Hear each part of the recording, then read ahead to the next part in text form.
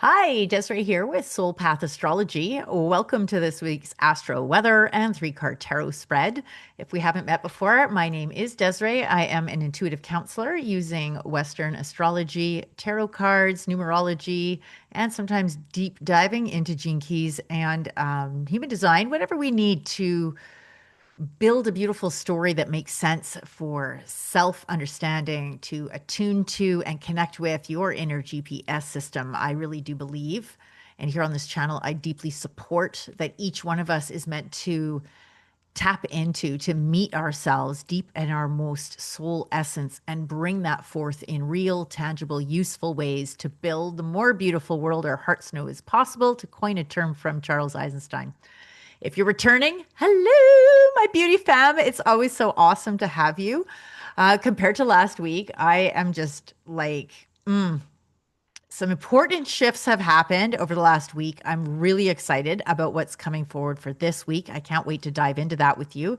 Before we do, though, just a quick rundown on how to work with this channel.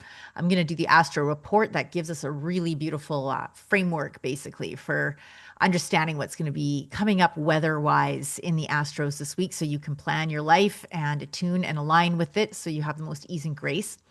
Then we're going to have a short little grounding meditation and then an opportunity to select one, two, or three of the cards. You're welcome to pick as many. You can listen to them in whatever order lands and resonates for you. Then there will be timestamps. So you can click over to each card as you see fit. And I do encourage you always to watch right to the very end because there's usually a little nugget of love that you can take with as you go into the week. So, yes, welcome. Mm. Mm-mm-mm. This week, you guys. So last week, this is revelatory, but last week was like a lot of stirring up. There was probably a lot of stuff that was coming up that has been inviting you into assessing what is going on in your world. Now, we have this incredibly busy and potent business going on. For me, it lands in my seventh house. This is my relationship house. If you don't know what I mean by houses, I do recommend that you drop me a quick DM. I'll teach you how to drop your chart so you know.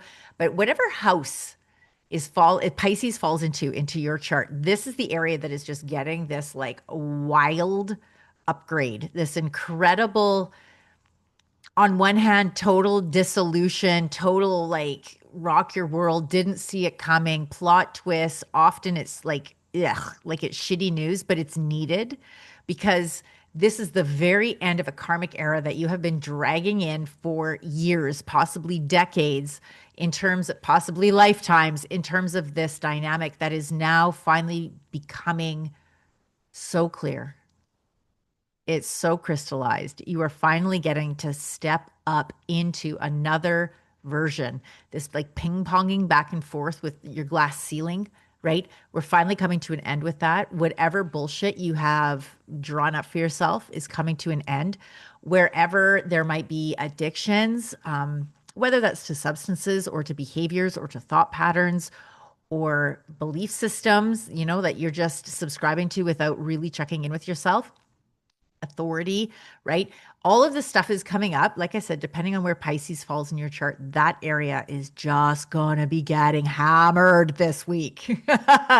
And it's Venus is doing some really cool dances here. So we have a lot of opportunity to soothe that out, to bring in love, to bring in beauty and like sensuality. And I don't necessarily mean that sexually, though it can be, but the senses, like it smells good, it feels good, it tastes good, it's like it looks good, like really attuning to this place that feels more beautiful for you.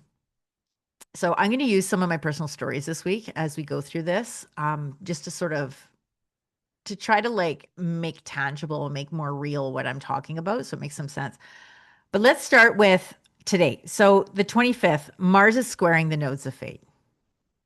North node, south node. This is the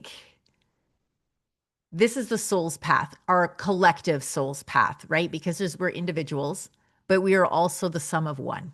So the one's soul path right now, we're bouncing between this really potent place of recognizing, so it's Pisces and Virgo. This is the axis that we're dancing on. So Pisces is spirituality, it's oneness, it's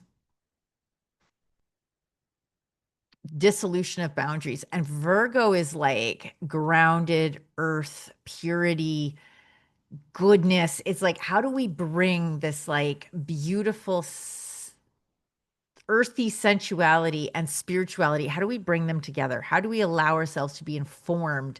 Pisces could even actually be like higher selves or, something that's outside, superhuman, letting that inform our very Virgo human experience. So this is getting supercharged, squared by Mars. Mars is the like get her done energy. Mars is gently and perhaps not so gently kicking your ass into the direction of what is your soul's purpose. What is that dream that you have been gestating inside of you? Because the next year, 2026, 2027, these are going to be years where you're really starting to make actual practical moves to this end. So mine, because I really do encourage you, like share it with me. I would love to hear in the comments below. Tell me what your heart dream is.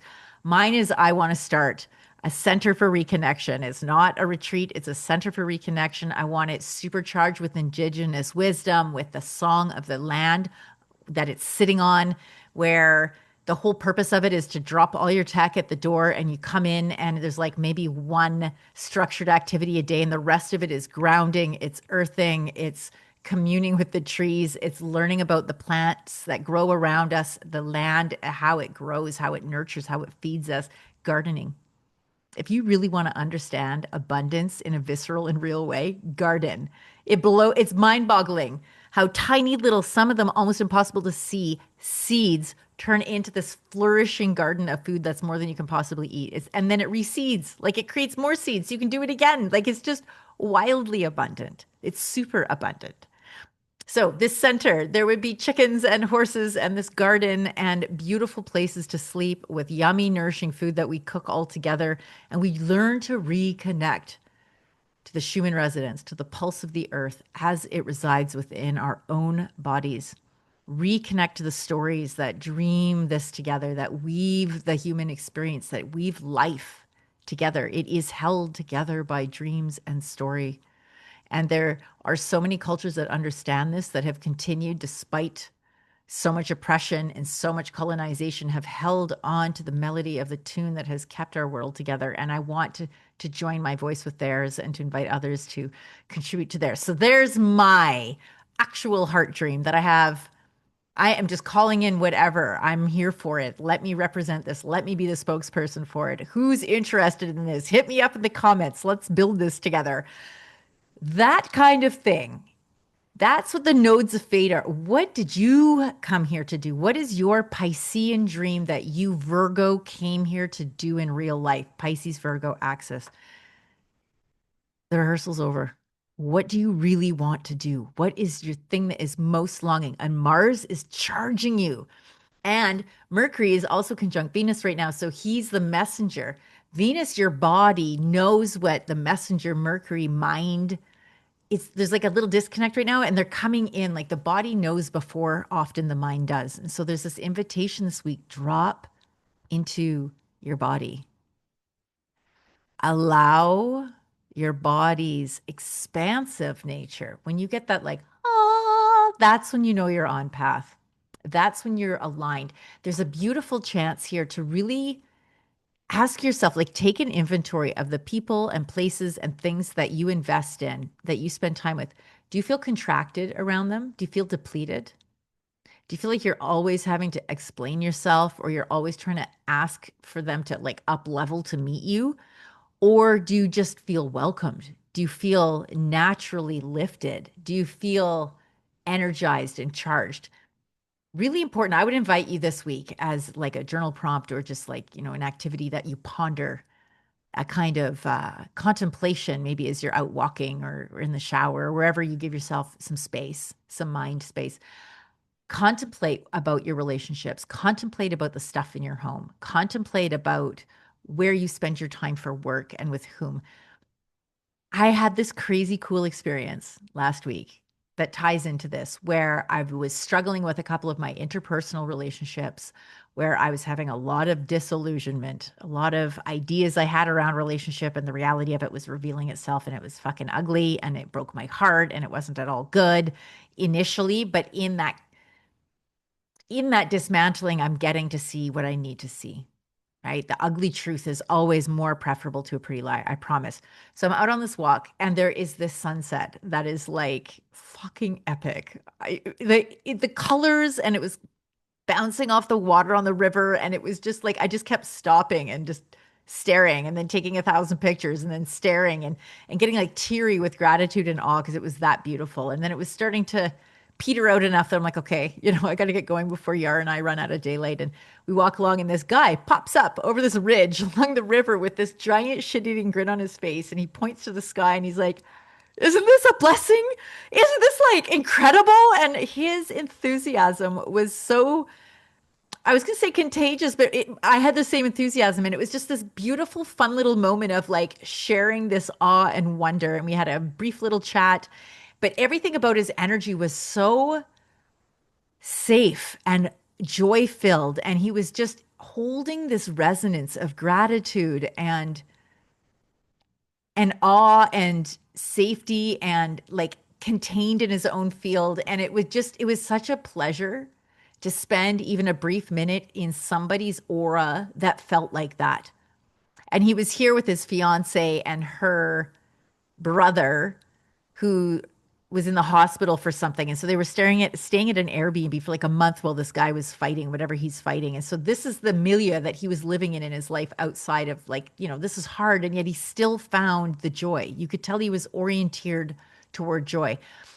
And I thought to myself, I want more people like this in my circle. Like, where there's one, there's more. And I have some joyful people like that in my circle. I'm blessed.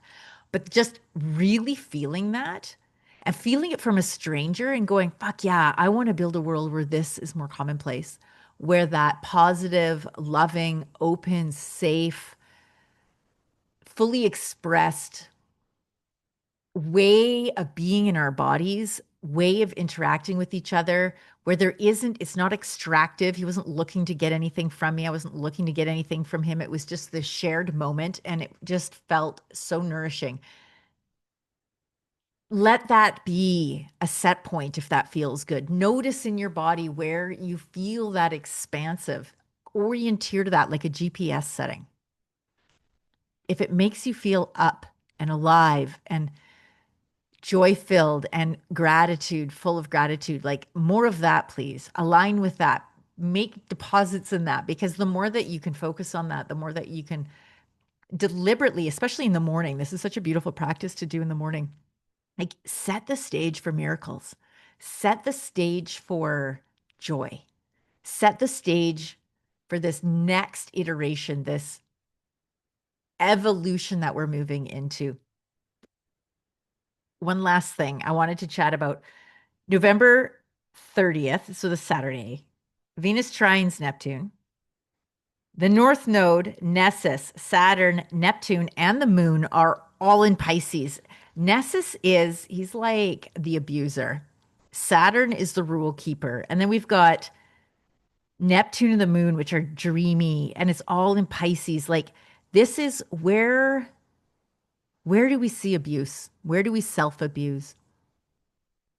Where do we use self-medicating and other kinds of addictions as an excuse to not face what we're afraid to face? Because truly, you think you're doing yourself a favor, but you're not. It's self-abusive. And so any last vestiges of this unhealthy dynamic that you might have been harboring for who knows how long, how much of this habit of self-abandoning, of believing loyalty means going along with bullshit, or enabling someone's poor behavior, or going, when really you're like, that's fucked. I don't want to hear it. That was a boundary. I'm not just going to laugh at that, right?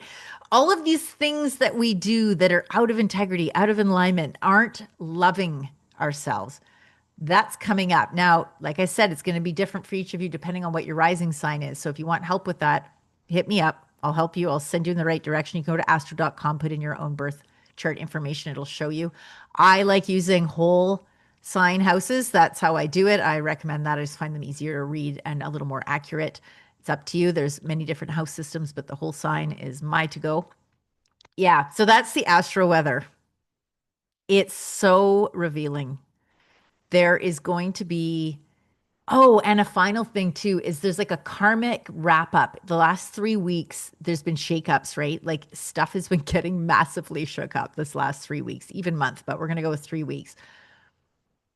In that span, we are now coming to where it's going to come to a beautiful conclusion, where it's going to reveal its lesson to you if you let it. If you clear your plate of things that numb you or artificially stimulate you, can you just arrive in your body, trusting your body's somatic, like, do you get this? Or you like, trust that.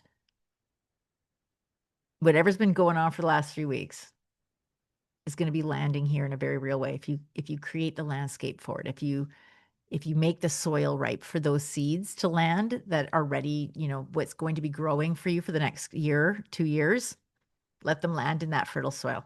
Okay. Cards, meditation. We'll start with the meditation. So let me know how that landed, by the way. I would really like to know if it's like, is it just me? Or is this landing for others too? Hmm.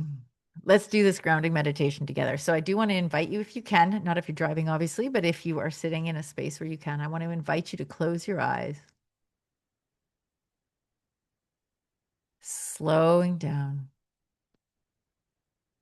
arriving in this beautiful moment.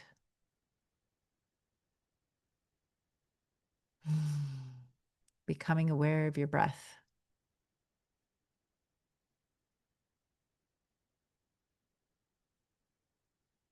Becoming aware of gravity and its effect on you.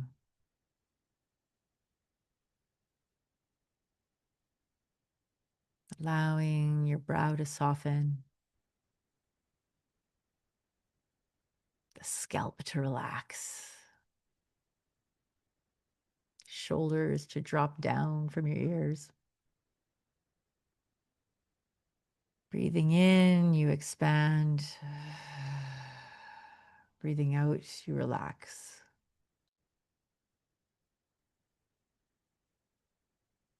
Breathing in, I expand. Breathing out, I relax.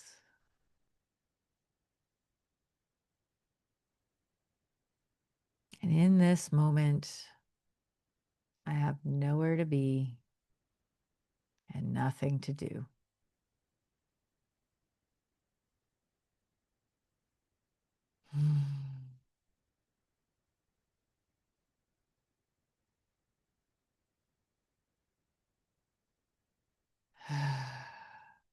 Okay, when you're ready, open your eyes.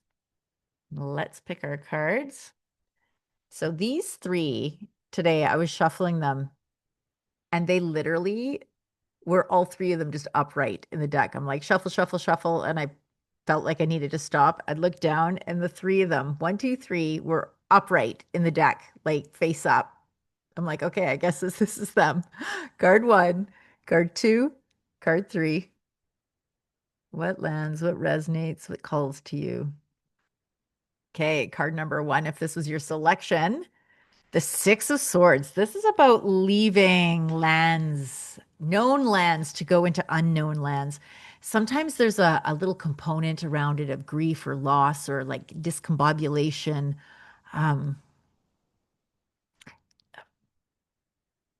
and also a sense of like finality, like, and um, fate. Like it's like this needs to happen, like. But there's that moment if you can feel into this. Like imagine you're getting in a boat and you're excited and it's like, okay, I'm finally leaving the shoreline that I know and I'm going to go off into the world and I'm going to trust, that I'm going to wind up where I need to go. But as the shoreline fades, the one you've left and the one that you're heading to is nowhere to be seen. It's just nothing but ocean. Everywhere you look, it's ocean. That could be really scary. right? And this tendency to want to turn tail and rush back can be really strong. If this was your card, I want to invite you to just be present for the part of you that's maybe having a bit of a panic attack or having like, low or high grade anxiety about it. And just trust that the impulse that led you to leave, the impulse that led you to get on this metaphorical boat and leave the shores you know behind, even though it might feel safe, it doesn't fit you anymore. And it's so okay to leave it. There's no really leaving anything anyway. I mean, we're not really going anywhere, but which I take comfort. I share that because sometimes I need to take comfort in that when I'm really starting to have a panic, when I've really left point A and I'm in the middle of getting to point B and I'm like, oh my God, oh my God, what have I done? What have I done? Right? Like, don't worry. It's only illusion of going somewhere. And it's okay that you're scared. I got you. I got you, little Desi. We got this. I came across this really potent meme that courage isn't like confidence isn't about knowing everything or having all the answers. Confidence is about knowing you can handle whatever arises, that you can pray. God's got you. The universe has you. You have friends. You have unseen forces that have your back. Like you're allowed to ask for help. You're not expected to do this on your own, right? You need to do it, but you don't need to do it on your own. And I think that's such a vital distinction. And that confidence is that like no matter what arises, I've got this. One way or another, I've got this. I have my back. So if this was your card as you leave that shoreline, know that you have your back. If you need and want some help from me as a container, I would absolutely love to hold your hand through this transition. I love being a midwife, if you will, for people as they transition from one place to another, one iteration of themselves into the next. In fact, I often seem to just be that midwife. I'm always in the middle. I'm like the transition queen, which played out for me again last week. And that's all good, right? I mean, this is so good. I'm so grateful because I enjoy this role so much. So if you need a midwife to help you as you transition, look me up. You can find a link, DM me, whatever. Let's do something there. Okay, card number two. Whoop.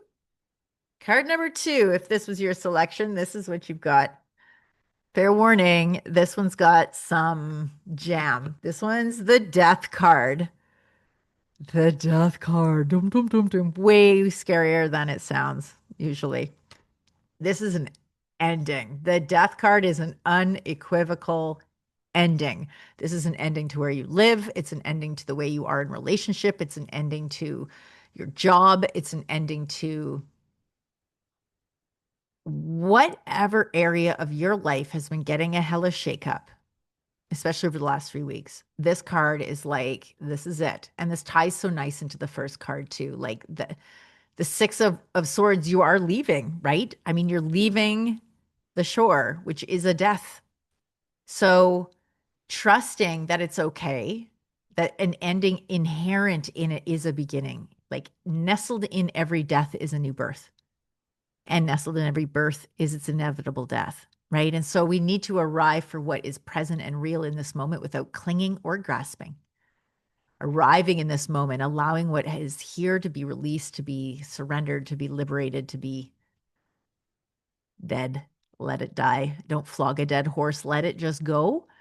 If you want some help with that, if that feels really challenging, I mean, you can hit me up, obviously, DM me, we can set up a thing. But I also want to invite you to just come into your body. Come into the place that's having that anxiety about what's going on, that is spending, maybe you have a habit of being too nostalgic or living too future tripping.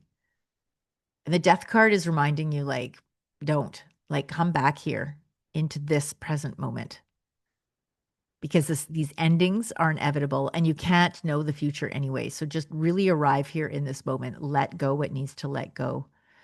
Arrive for the part of you that might be struggling with that or that's reaching for,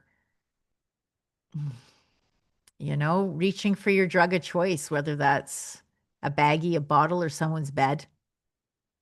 If that's scrolling, if it's shopping, if it's information, like sometimes, I've caught myself where I'm like, man, I'm like trying to eat. I'm trying to over consume information as an attempt to make me feel better. And so, like, when I notice that, it's this opportunity to pause and come into this moment again. Come to the part of me that's really agitated, that's trying to solve or put a salve on that agitation with more information, more food, more talking about it, more writing about it, more doing another card reading about it, right? Like the practice of coming home to that edge, right on the edge where life and death coexist. Okay, last but never least. You ready for this? Seven of Cups are a disillusionment card. All three of these cards are so aligned with the astrology this week. What's dying is your illusions, your old, childlike, immature fantasies that aren't sustainable, that aren't going to nourish you, even if they were to come true anyway. Let those go. We are evolving, we are maturing, we are stepping into a richer, deeper, more nuanced, more beautiful world than the one you thought you were going to get. Let the Seven of Cups, which is the sense of having a lot to choose from, too, using your discernment, using that energy I spoke about earlier in the video about, do you get this like, wow, or do you get this, right? Go for the wah, aim for that, and still use your logic to a small degree, at least, to is this real?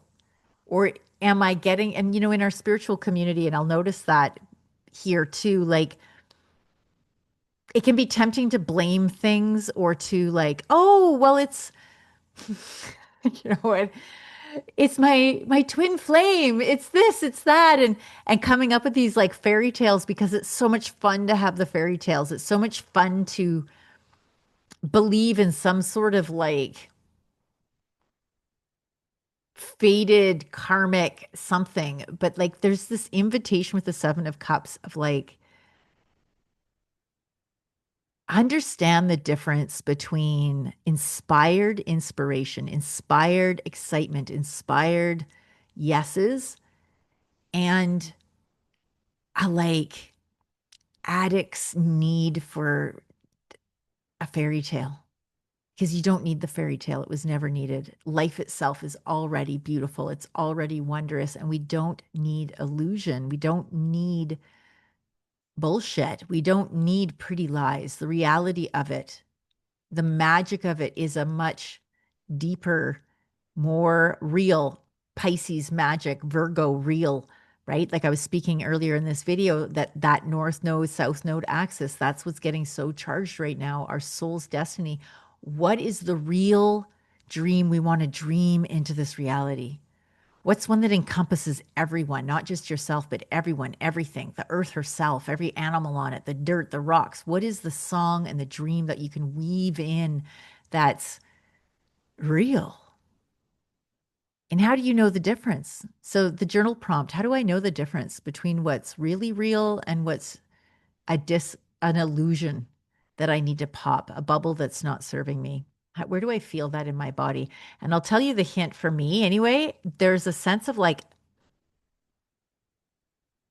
there's a peace, there's a quietness, there's a stillness when it's the real deal. It's exciting, but it's exciting in this like grounded way. When it's more of an illusion, there's this like, oh, it's like crunchy and it's zippy zappy and it's like there's like an anxiety almost around it. And there's a different quality to the excitement. So learning to discern the difference, like what does that excitement feel like? Is it grounded and soft or is it like that might be a place to start. If you want to explore that more, you know where to find me. You can DM me. There's a link to my calendar. Hit me up. I'm happy to answer questions. I love hearing your stories. I love how this lands. Comment in YouTube if you don't mind. I mean, I love getting them personally too, but if you do feel compelled to comment in the YouTube app, it's so great. It just helps, so we can reach more people. I really appreciate it. Also, if you haven't yet, please subscribe to the channel. Hit that notification bell so you don't miss a single episode. And of course, if you know anyone who might benefit from these, share it with them. Let's grow this community together, grow the love, grow our capacity to build something so amazing. So amazing. Okay, final nugget of love. This video's getting long, this one. 30 minutes already. Woohoo. Final nugget of love. Mm.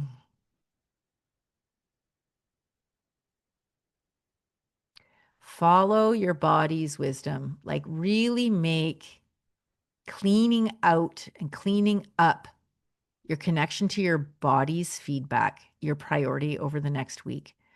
So, this means cutting out things that agitate you. It doesn't mean you have to cut them out, but cut them down at the very least. So, that would be caffeine, sugar, obviously, any kind of drugs or alcohol.